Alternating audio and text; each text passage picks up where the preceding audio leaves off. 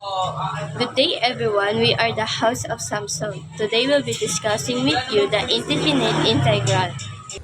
If differentiation tells us how a function changes, integration helps us reverse that process and find the original function. So how does it work? First, what is an indefinite integral? An indefinite integral, also called an antiderivative, is the reverse of differentiation. It's written as the integral of f of x with respect to x equals f of x plus c. The f of x is the function whose derivative is f of x, and c is the constant of integration.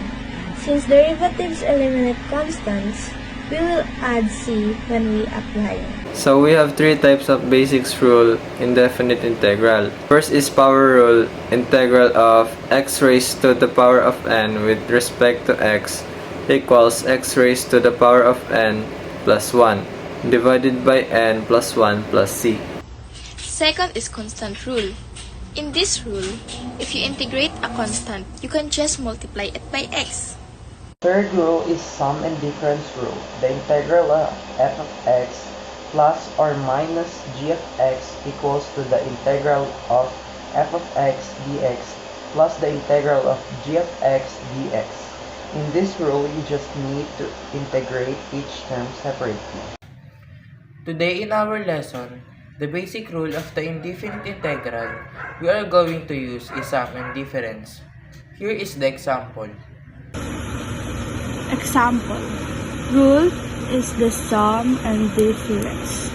Our given example is the integrals of 4x cubed plus 2x squared plus c plus 6 dx.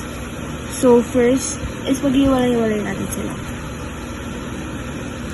So magiging una ay the integrals of 4x cubed, and yung operation is addition, so plus the integrals of 2x squared. Operation niya is addition again, so 6.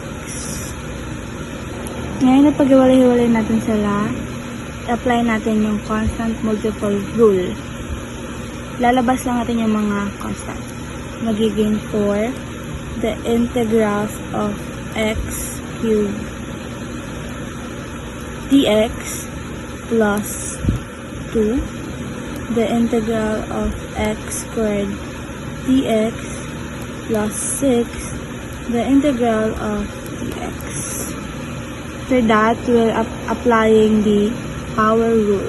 So, equals to 4.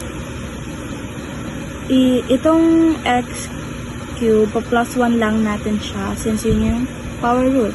So, magiging x raised to 3 plus 1 over 3 plus 1. Kung ano yung nasa exponent, yun lang din naman yung nasa denominator. So, plus 2. Again, dun sa may x squared natin, is plus 1 lang natin siya. So, x raised to 2 plus 1 over 2 plus 1. Then, plus 6. The integration of dx is just x. Why naging x? Kasi po, ang magiging raised to 0. Since wala naman siyang variable na kasama, magiging x raised to 0 lang siya. Dx. Equals to, since diba kapag power rule, nagka-plus 1 tayo, so 0 plus 1 over 0 plus 1 equals to x raised to 1 over 1, or just simply x. Kaya naging x. And plus c. Ayan yung arbitrary constant natin. Yan nawawala. So, after that, we just simplify. So, for 4, x raised to 4 over 4 plus 2 x times x raised cube over 3 plus 6x plus c. 4 divided by 4 is just 1, so pwede rin siyang i-cancel. Matitira na yung x raised to 4 plus, since hindi na kayang ma-divide yung 2 sa 3, over na lang natin siya. So, maging 2 over 3, then x cube plus 6x plus c. And this is our final answer.